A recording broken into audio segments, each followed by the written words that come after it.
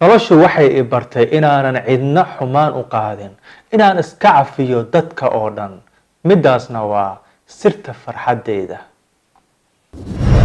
أمل تألق وارتقى مثل النجوم محلقا. السلام عليكم. waad ku mahadsantahay daawashada muuqaalkan. kusoo dhawow fikrad. magacii waa Yuusuf Sakiin. waxaa mar wada socday laba walaalo ah, mid weyn iyo mid yar. waxayna ku socdeen meel duur oo biyo lahayn. kadib markay muddo socdeen way isdagaaleen. walaalkii weynaa wuxuu dharbaaxo ku dhuftay midkii yaraa intuu xanaaqay ayuu wuxuu ku qoray meel bacaad ah ciida ayuu wuxuu ku qoray walaalkeyga iga weyn ayaa maanta i dharbaaxay. kadibna waa laga soo gudbay. way soo socdeen si u raadinayeen meel biyo ah. waxay yimaadeen meel ay biyo fadhiyaan. dib walaalkii yaraa maadaama uu haraad hayay maanta oo dhan u oomanaa wuxuu isku tuuray biyihii, balse ma garanayo sida loo dabaasho. walaalkii weynaa wuxuu arkay walaalkiisii yaraa oo biyihii ku dhiman raba. kadibna intuu iska dabageeyey ayuu soo qabtay, uu soo badbaadiyey, banaanka ayuu keenay. kadib walaalkii yaraa markay neefta kusoo noqotay oo miirkiisii usoo noqday ayuu intuu kacay dhagax ayuu soo qaatay. dhagax kaloo weyn ayuu dushiisa wuxuu ku qoray walaalkeyga iga weyn ayaa nafsadeyda maanta badbaadiyey. wuu la yaabay walaalkii weynaa. wuxuu la yaabay waxa uu sameynayo. wuxuu ku yiri haddaay markaan ku dharbaaxay waxaad ku qortay walaalkeyga iga weyn ayaa maanta i dharbaaxay.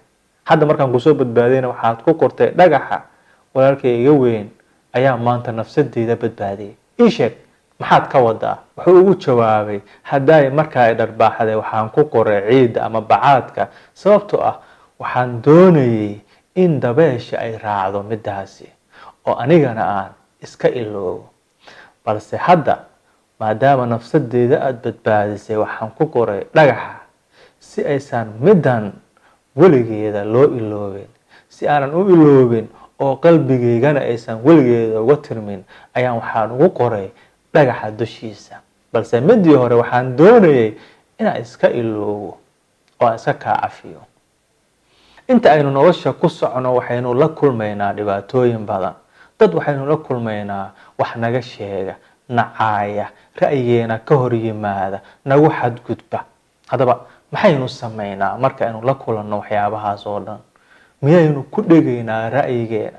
miyaynu weligeena ku haynaynaa ma jiro waxaynu cafinayno? hal maalin ayaa saas liigu sameeyey, hadalkaas ayaad igu tiri, mana lagama yaabo inaan iloobo waxaad igu samaysay. mise waxaynu yeelanaynaa qalbi weyn oo dadka oo dhan qaada, qalbi iska cafiya dadka kale qaladaadkooda. haddaba waxaynu u baahannahay inaynu noqono qalinqori oo kale. ma garanaysaa sirta ku jirta qalinqoriga? ma ahan inuu qalimaanta kale uu ka qaalisan yahay ama ka qurux badan yahay, balse sirtiisu waxay tahay wuxuu awoodaa qaladaadkiisa inuu gadaal ka tirtiro. markaaynu yarnahay aynu tagno iskuulka hoose waxaynu aada u isticmaalnaa qalinqoriga sababtoo ah waxaynu sameynaa khaladaad badan. soo maahan? khaladaadkan aada ay u badan yihiin. saa darteed waxaynu u baahannahay inaynu tirtirno khaladaadkaasi. sidoo kale marka aynu galno dugsiga sare aada ayaynu u isticmaalnaa qalinqoriga, waayo weli waxaynu sameynaa khaladaad badan. waxaana doonaynaa inaynu khaladaadkaasi tirtirno. sidoo kale jaamacadda nolosheena oo dhan wuuna daba taagan yahay qalinqoriga, waayo waynu u baahannahay. bani aadan ayaynu nahay, khaladaad ayaynu galnaa. saa darteed waxaynu u baahannahay mar walba inaynu tirtirno. soo ma ahan? haddaba kaalay aynu noqono qalinqori oo kale. haddii aad qof qalad ka gashid cudurdaaro, waxaad ku tiraahdaa waan khaldamay, iska kay cafi, uma noqonayo mar kale, wax dhiba ma lahan. waad khaldamaysaa, qofkaasna isagana ama ayadana way khaldamayaan. soo ma ahan? sidoo kale way kugu khaldami karaan. haddaba kaale aynu iska cafino dadka, aynu ku faafino dhexdeena midaan, inaynaan qalbigeena xumaan cidna ugu qaadin, inaynaan ku dhegin waxaas ayaa lagu sameeyey weligeena, balse aynu noqono dad musaamax ah oo iska cafiya wax walba oo dhacana markiiba hore ka tirtira.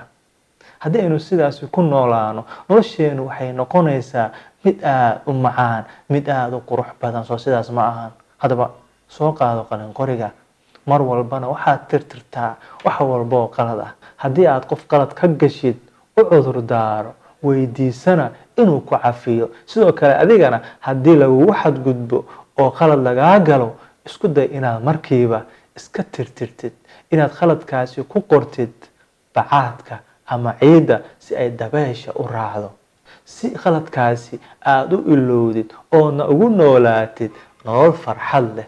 qofkeena wuxuu degayaa, wuxuu helayaa xasilooni marka uu ka dhigo qalbigiisa mid nadiif ah. marka uu seexanayo habeenkii, asaga ama iyada oo aan cidna qalbigeeda wax ugu jirin, oo dadka oo dhan iska cafiyey. aynu iscafino, aynu issaamaxno, aynu iska ilowno wixii dhacay, aynu xasuusano mar walba inaynu nahay bani aadam oo aynu khaldamayno, lanaguna khaldamayo annagana. aynu iska cafino dadka oo aynu noqono qalin qori oo kale. ka dhig qalbigaaga mid nadiif ah, iska cafi dadka, qiro qaladkaaga haddii aad qalad gashid, hana hilmaamin weligaaga. cafisku waa tilmaanta dadka waaweyn. كن ثابتا كن راسخا مثل الجبال